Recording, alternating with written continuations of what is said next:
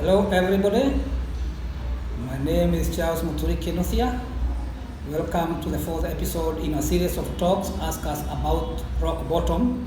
Today's episode is the fourth one and is called Migingo'S Case, the conspiracy of silence over medicated assisted treatment. And it is based on my book Ask Us About Rock Bottom, which is now available on Amazon Kindle. We began this series with the rather dramatic statement that a majority of the addicts who attend addiction treatment in rehabilitation centers go on to relapse. Since then, a number of concerned relatives of such clients have approached me, and their stories are depressingly the same. They say that their brother, spouse, son has gone to 3, 4, 5 rehabilitation centers, and the result has always been that they have gone back to drinking, injecting, or smoking whatever substance it is that made them go to the rehab for the first time. This has already costed these relatives millions, and you can tell from the despair in their voice that they don't know what to do, and they keep on asking me, is there a solution? Fortunately, there is a solution. Medicated assisted treatment has been there for a long time, but unfortunately, knowledge about this form of treatment is very scarce. Among doctors, amongst the media, among the counselors, you rarely hear of medicated assisted treatment, especially for alcohol. And unfortunately, this has been available for very many years. Some of them as early as 1960s had been discovered. And our case here, we have a young man, 22 years, who underwent such treatment, and how did it work out. Migingo, as we are going to call him, was a university student, and he started his drinking career, listen to this, at the age of 4, introduced by an alcoholic father who later passed on. Raised up by a widowed mother, he went on to become a full-blown alcoholic by the time he was 18. When he was 18, he became unmanageable, and the mother decided to take him to a rehab. Fortunately, this was one of the very few rehabs that believed in MAT, or medicated assisted treatment. And he received this treatment in the form of an implant, and he could no longer be able to drink. And the mother was happy, and the guy was apparently cured. So we can say this was a success. Or can we? No. Because once he stopped drinking, he still felt the need to stay high together with his colleagues and his college mates, and he decided to go to cannabis. Cannabis had the effect of causing a psychotic episode in Migingo after intensive use of 2 years, which landed him back into the rehab. Because the kind of medicated assisted treatment he received, the medication was not effective against cannabis. At the rehab, he got psychotic medication, antipsychotics, and he became sober. Then after that, he was given a regimen of a drug called naproxen, which dealt with the cannabis craving. It is very good for me to say right now that our friend Migingo is back in college and selected to graduate later on this year, and apparently has no problem with substances. The question that I keep on asking is, why the conspiracy of silence about these medications? And I am to be forgiven if I see a conspiracy in this. Maybe it will be the brewers, the people who own the breweries and other manufacturers of alcoholic beverages.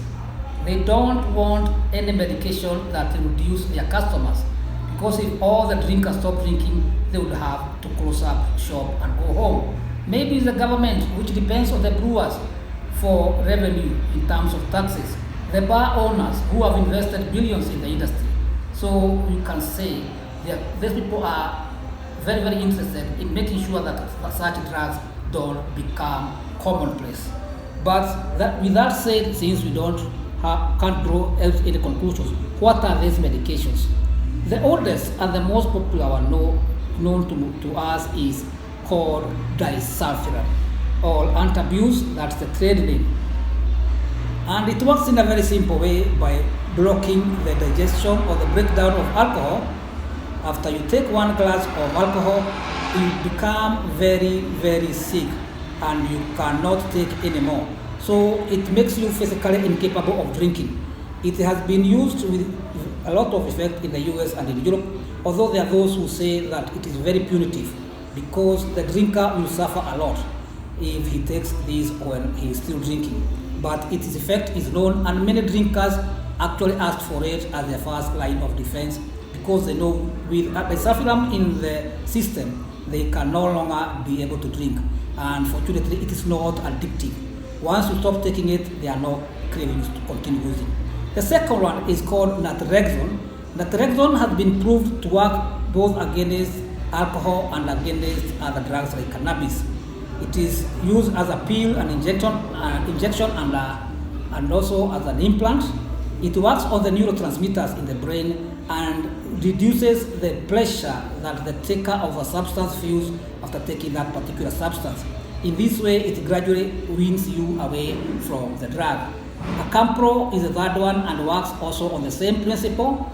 It works on stabilizing the brain and reduces the instability felt that in the brain that brings about withdrawal symptoms. And withdrawal symptoms for many of us who have been through drinking is what pushes many to go and drink again. So what am I saying? I'm saying drugs are available, but the knowledge about these drugs is not available to many of our Kenyan drinkers, their families, and all those around them who have been suffering and spending millions on useless rehabilitation and counseling where there are no chances of success. I want you to become my advocates in this and make sure that this knowledge goes to all those people who are out there suffering. For instance, I have heard the government speak a lot about the scourge of drinking, especially in central Kenya. They're talking about sacking chiefs and county commissioners. Why not come up with a project like this? These drugs are available. You can get the drinkers, put them on a medication. This is cheaper than taking them to the rehabs, and the results will be seen within a very short time. This is a solution worth looking for.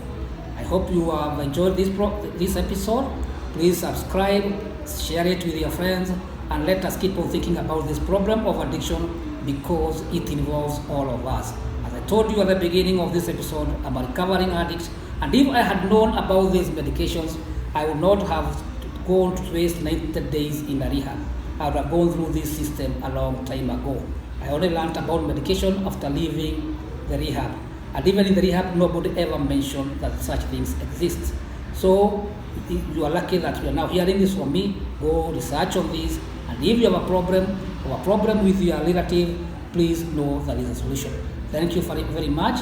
Let us meet in the next episode where we shall continue discussing this idea of drug addiction and relapse, recovery, and how all this can be tied up together. Thank you very much.